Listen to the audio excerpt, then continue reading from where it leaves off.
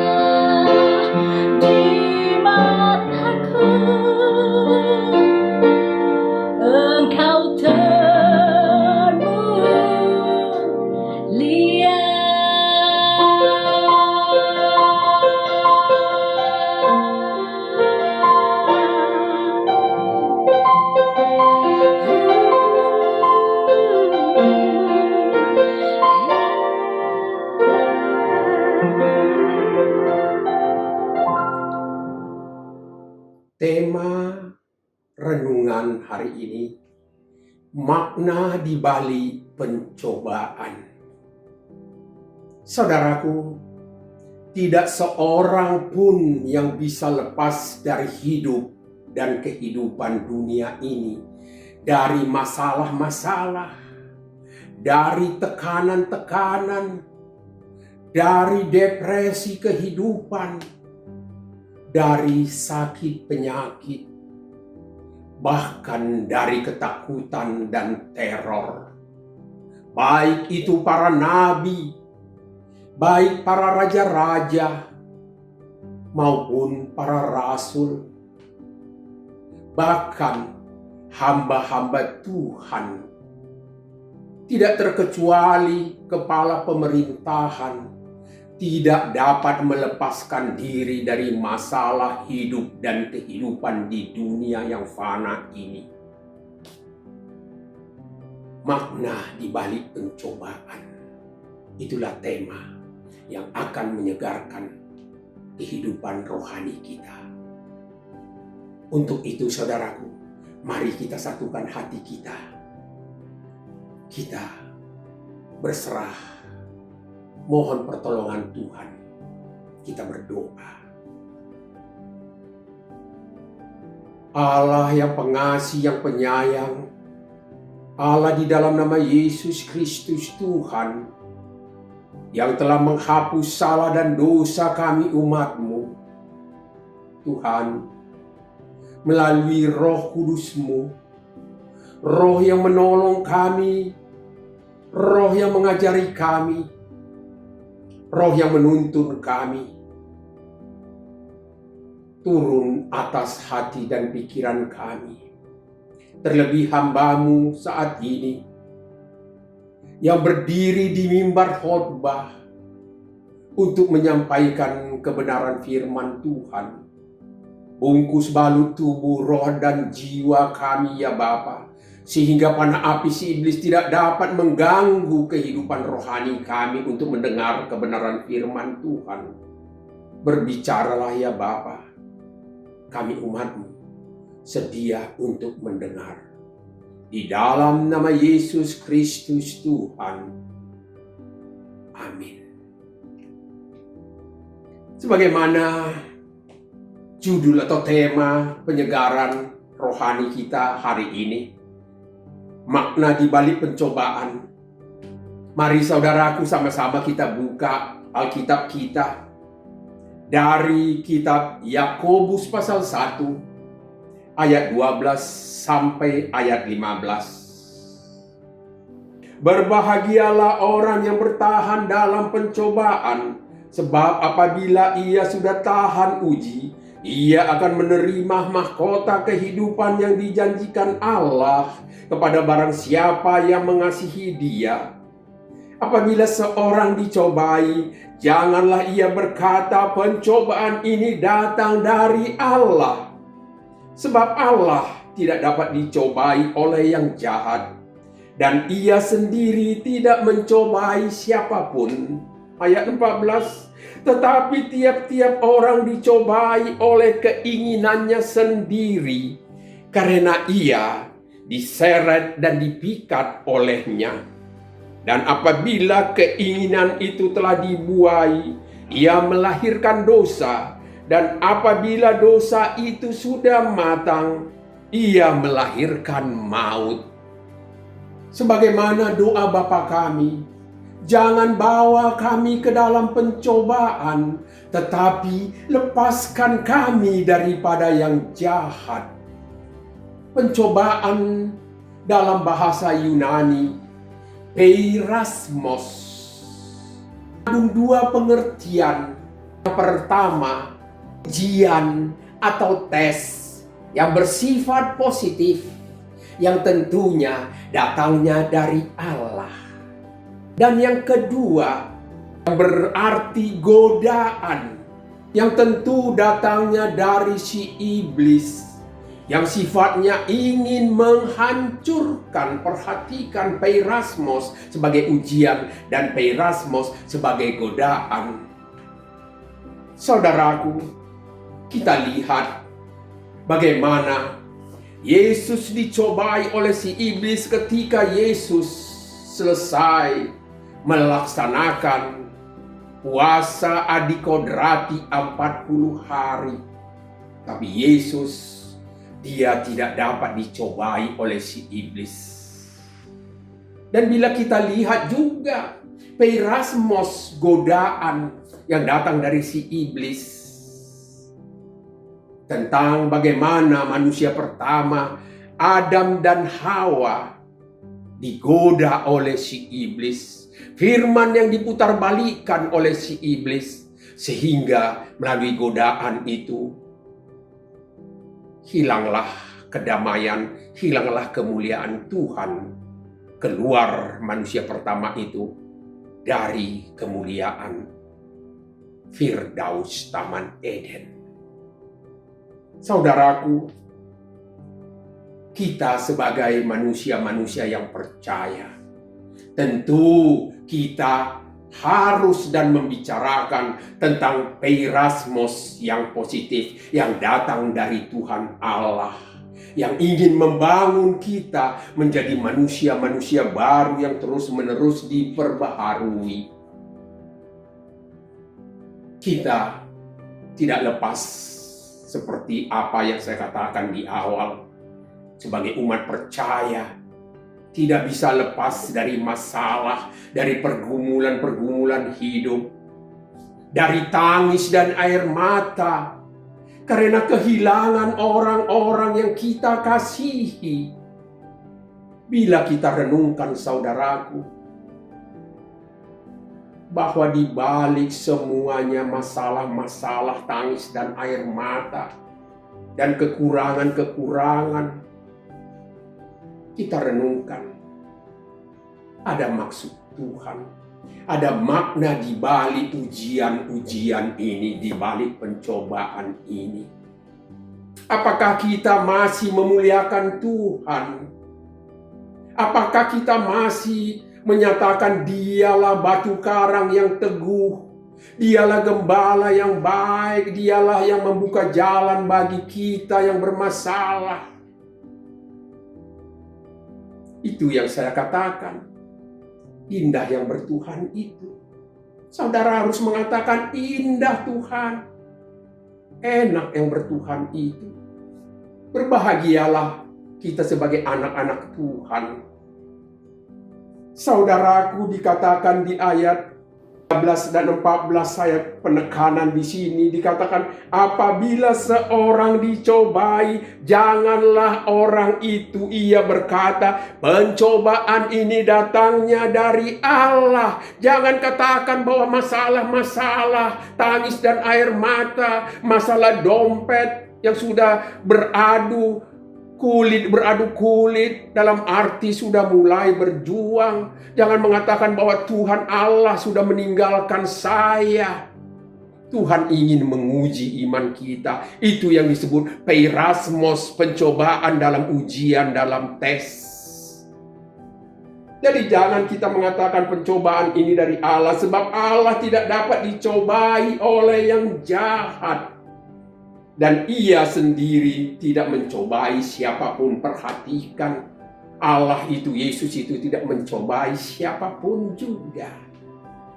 Tapi peirasmos ujian, peirasmos tes untuk menguji iman percaya kita.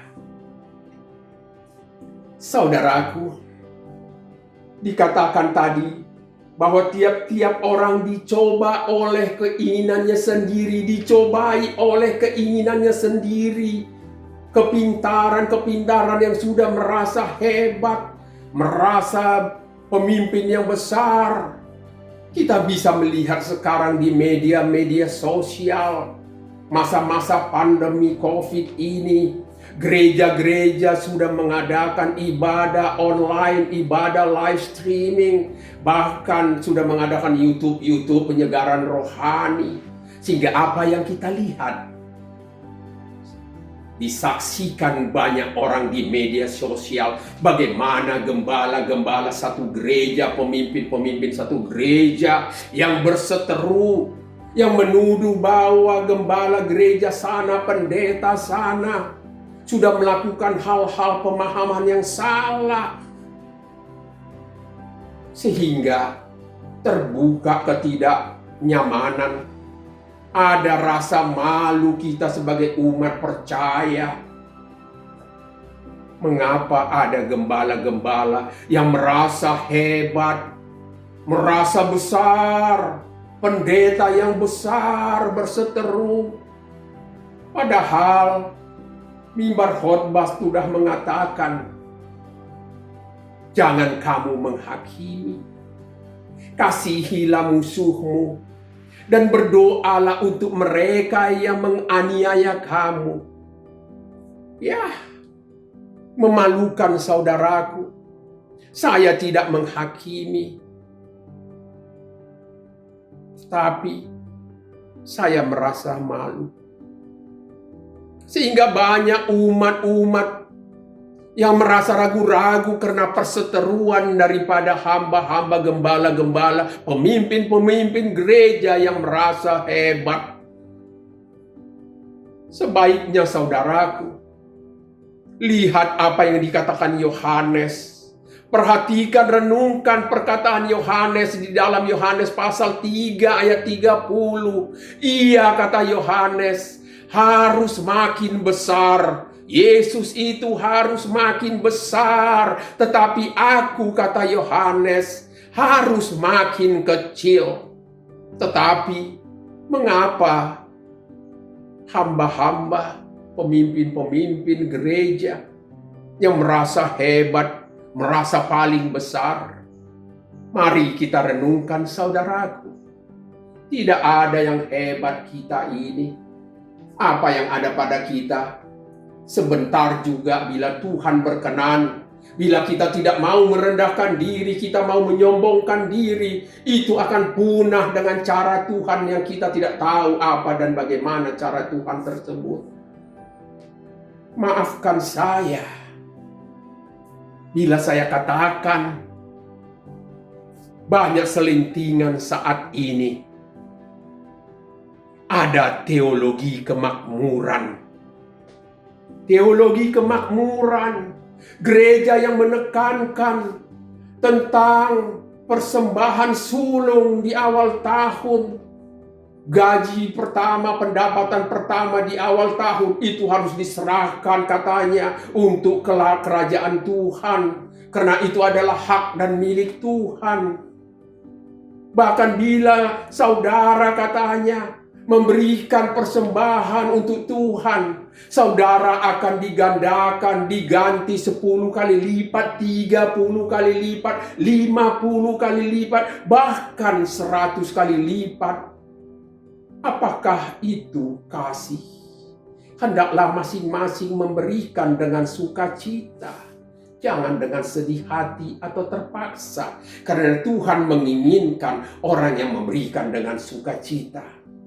Mari, saya bukan menuduh, saya bukan menghakimi tentang teologi kemakmuran, tapi ini adalah ucapan orang, pembicaraan orang-orang, hamba-hambanya, pemimpin-pemimpin gereja, berkelimpahan ganti mobil, ganti handphone, dan lain sebagainya. Bahkan ada suami menjadi pemimpin gembala, istri juga, anak-anak juga. Jadi ada berkelanjutan. Saya tidak tahu apa itu benar atau tidak. Mari kita renungkan. Jangan ada saudaraku kita yang membesarkan diri, siapapun kita. Baik kita sebagai jemaat, baik kita sebagai pemimpin komisi-komisi, baik kita sebagai song leader, baik kita sebagai pemimpin atau grup musik, kita harus merendah. Ingat, iya, Tuhan itu harus semakin besar, sedangkan kita harus makin kecil. Benar saudaraku? Terserah saudara untuk memahaminya. Karena Tuhan mengajarkan kita untuk rendah dan serendah-rendahnya. Sampai kita menyembah di tanah untuk memuliakan Tuhan yang kita harus besarkan. Saudaraku yang dikasihi Tuhan, makna tujuan di balik pencobaan, peirasmos atau ujian yang membangun, itu yang saya tekankan, terdiri dari 3 poin. Poin pertama adalah tujuan atau makna daripada ujian yang Tuhan berikan untuk pertobatan. Tidak ada selain itu. Mari kita lihat, kita buka saudaraku apa yang dikatakan Rasul Paulus dalam 2 Korintus 7 ayat 10. Sebab duka cita menurut kehendak Allah menghasilkan pertobatan yang membawa keselamatan dan yang tidak akan disesalkan. Tetapi duka cita yang dari dunia ini menghasilkan kematian. Perlu kita masuk ke dalam pertobatan, karena kata Rasul Paulus, tidak ada yang benar, seorang pun tidak di dalam jemaatnya di Roma. Bahkan Rasul Paulus mengatakan, di antara para rasul, akulah yang paling hina. Apakah kita masih mau membesarkan diri kita, mau menghebatkan diri kita yang paling? Akulah yang paling hina di antara para rasul, itu ucapan pernyataan daripada Rasul Paulus. Bahkan Yesus yang telah menyelamatkan, menghapus salah dan dosa-dosa umat manusia, akulah, kata Rasul Paulus, yang paling berdosa di antara orang yang berdosa. Perhatikan saudaraku. Jadi perlu pertobatan. Itu sebabnya Tuhan menguji setiap umat. Ingat apa yang dikatakan di dalam Wahyu 3 ayat 19. Tuhan Yesus mengatakan, barang siapa ku kasihi, perhatikan, barang siapa ku kasihi, ia ku tegur dan ku hajar. Karena itu relakanlah hatimu dan bertobatlah. Jadi kita juga yang dikasihi Tuhan, kita ditegur apabila kita dihajar, itu karena kasih Tuhan untuk umatnya untuk bertobat. Dan yang kedua, makna di balik pertobatan, makna di balik pencobaan adalah untuk membawa umat kepada ketekunan. Orang tidak akan bisa bertekun taat kalau tidak masuk dalam pencobaan. Sebagaimana yang dikatakan oleh Yakobus pasal 1. Sebab kamu tahu bahwa ujian terhadap imanmu itu menghasilkan ketekunan. Dikatakan di ayat 2 itu, saudara-saudara, anggaplah sebagai suatu kebahagiaan apabila kamu jatuh ke dalam berbagai-bagai pencobaan. Anggaplah atau anggap itu, pandanglah atau nyatakanlah sebagai suatu kebahagiaan apabila kita jatuh ke dalam masalah-masalah, ujian tentunya yang Tuhan berikan kepada kita untuk bertobat, untuk kita masuk ke dalam ketekunan. Dan yang ketiga, makna daripada pencobaan. Di balik pencobaan ini ada makna yang Tuhan inginkan, yaitu untuk membuktikan kemurnian iman kita. Untuk membuktikan kemurnian iman kita. Apakah kita tetap setia? Apakah kita tidak menyangkal Dia ketika kita punya masalah, ketika kita kehilangan orang-orang yang kita kasihi, atau apapun itu? Apakah kita masih mengingat Tuhan sebagai gembala yang baik, sebagai batu karang yang teguh, sebagai pembuka jalan? Mari saudaraku, kita buka Petrus 1 ayat 6 dan 7. Gembiralah akan hal itu, sekalipun sekarang ini kamu seketika harus berduka cita oleh berbagai-bagai pencobaan. Maksud semuanya itu ialah untuk membuktikan kemurnian imanmu. Perhatikan, untuk membuktikan kemurnian imanmu yang jauh lebih tinggi nilainya daripada emas yang fana, yang diuji kemurniannya dengan api, sehingga kamu memperoleh puji-pujian dan kemuliaan dan kehormatan pada hari Yesus Kristus menyatakan dirinya. Inilah 3 poin makna di balik pencobaan. Peirasmos, ujian atau tes, yaitu pertobatan, ketekunan, dan untuk membuktikan kemurnian iman orang-orang percaya. Saya lanjut ayat 15. Sebagaimana yang dikatakan Yakobus 1. Apabila keinginan itu telah dibuai, keinginan yang merasa hebat, keinginan ego, keinginan kedagingan ini yang Tuhan tidak inginkan. Apabila keinginan itu telah dibuai, ia melahirkan dosa, dan apabila dosa itu sudah matang, ia melahirkan maut. Jangan kita biarkan, saudaraku, keinginan-keinginan kita dipengaruhi, diganggu, digoda oleh si iblis. Itu akan mendatangkan buah yang sudah matang, dan bila sudah matang, itu akan melahirkan maut. Sekali lagi, saudaraku, saya akan tekankan sebagai akhir daripada penyegaran rohani kita ini, apa yang dikatakan dalam surat Yohanes yang pertama, pasal 2, ayat 17. Dan dunia ini sedang lenyap dengan keinginannya. Perhatikan, supaya kita bertobat, supaya kita bertekun dan taat, supaya kita tetap iman kita teruji dan percaya, tidak menghindar dari iman Sang Juru Selamat yang kita akui, Yesus itu sendiri. Tetapi orang yang melakukan kehendak Allah tetap hidup selama-lamanya. Dunia ini sedang lenyap oleh keinginan kesombongan, oleh merasa paling hebat, keinginan-keinginan kedagingan. Tetapi orang yang melakukan kehendak Allah tetap hidup selama-lamanya, bukan akan.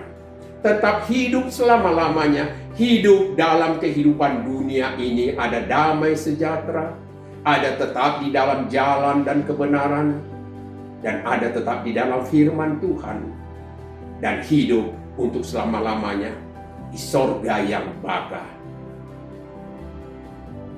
Damai sejahtera Allah yang melampaui segala akal, dan berkat yang berkelimpahan dari Allah Bapa, Allah Putra, dan Allah Roh Kudus menyertai saudara dan saya saat ini dan sampai selama-lamanya. Amin.